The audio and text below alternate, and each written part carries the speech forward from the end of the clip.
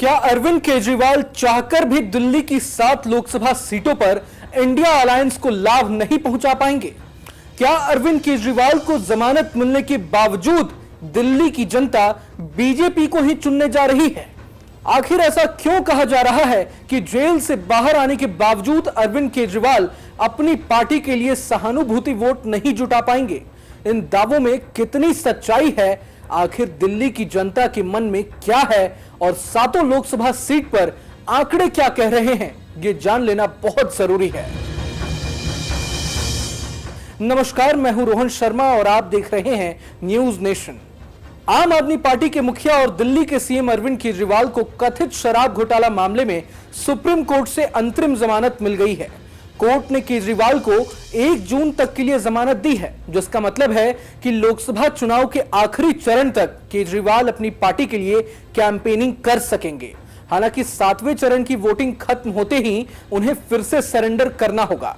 अब कांग्रेस और आम आदमी पार्टी का मानना है कि अंतरिम बेल पर बाहर आने के बाद अरविंद केजरीवाल लोकसभा चुनाव में अपनी पार्टी और इंडिया गठबंधन के लिए काफी प्रभावी साबित हो सकते हैं। यही नहीं, दिल्ली की 7 लोकसभा सीट पर उनके प्रत्याशियों को लाभ भी मिल सकता है, क्योंकि अभी तक जनता से दूर रहे आम आदमी पार्टी के सबसे बड़े नेता अब खुद उनसे अपने साथ आने और अपने पक्ष में वोट करने की अपील करेंगे।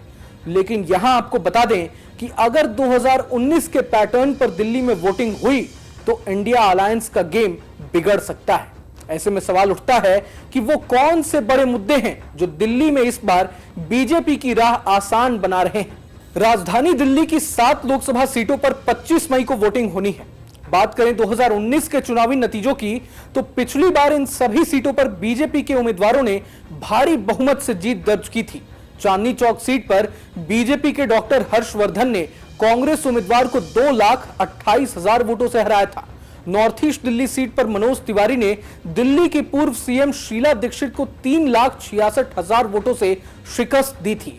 ईस्ट दिल्ली सीट पर गौतम गंभीर ने तत्कालीन कांग्रेस उम्मीदवार अरविंदर लवली को 3,91,000 वोटों से मात दी थी।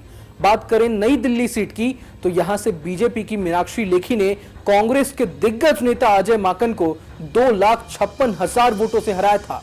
नॉर्थ वेस्ट दिल्ली सीट पर बीजेपी के हंसराज हंस ने आम आदमी पार्टी के कैंडिडेट को 5,53,000 वोटों से हराया था। तो वहीं वेस्ट दिल्ली और साउथ दिल्ली सीट पर बीजेपी उम्मीदवारों ने 5,78,000 और 3,67,000 वोटों से जीत दर्ज की थी। यही नहीं, बीजेपी का औसत वोट प्रतिशत भी 56% के करीब था, जो कि 2019 में आम आदमी पार्टी और कांग्रेस दोनों के कुल वोट परसेंट से भी 16% अधिक है।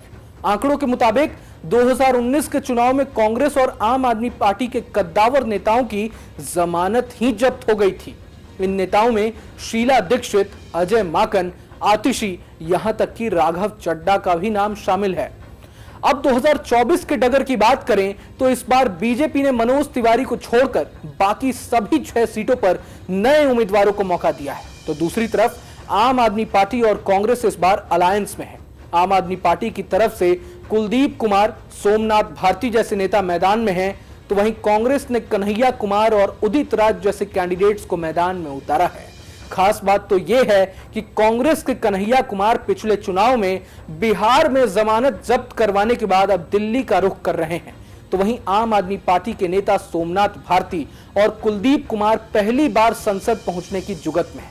पॉलिटिकल एक्सपर्ट्स का तो मानना है कि दिल्ली में विपक्ष की राह आसान नहीं लग रही, क्योंकि दोनों ही पार्टियां पहले से ही अंदरूनी चुनौतियों से जूझ रही हैं।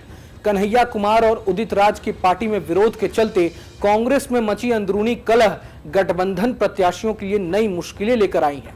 माना जा रहा है कि इन आपसी मतभेदों के चलते ही कन्हैया कुमार को सीएम अरविंद केजरीवाल की पत्नी सुनीता केजरीवाल से मुलाकात कर सहयोग दिलाने का अनुरोध करना पड़ा था। इधर बीजेपी का आक्रामक चुनाव अभियान भी विपक्ष पर हावी पड़ रहा है। यही नहीं, बीजेपी प्रत्याशी केंद्र सरकार के अच्छे काम गिनाने के साथ दिल्ली से जुड़े मुद्दे भी उठा रहे हैं, जिसमें कूड़े का पहाड़, अच्छी कानून व्यवस्था, गंदगी, ट्रैफिक जाम शामिल है। हालांकि हम यहां यह दावा नहीं कर रहे हैं कि दिल्ली में बीजेपी के मुकाबले इंडिया अलायंस कमजोर है, लेकिन अगर 2019 के पैटर्न पर दिल्ली में वोट डाले गए तो विपक्ष की टेंशन जरूर बढ़ सकती है। साथ ही यहां यह देखना भी दिलचस्प होगा कि अरविंद केजरीवाल के जेल से बाहर आने के बाद दिल्ली के लोगों का रुख किस तरफ रहता है। अगर आपको यह वीडियो पसंद आए तो लाइक करें और चैनल को सब्सक्राइब करें। वहीं तमाम बड़ी खबरों के लिए देखते रहें न्यूज़ नेशन।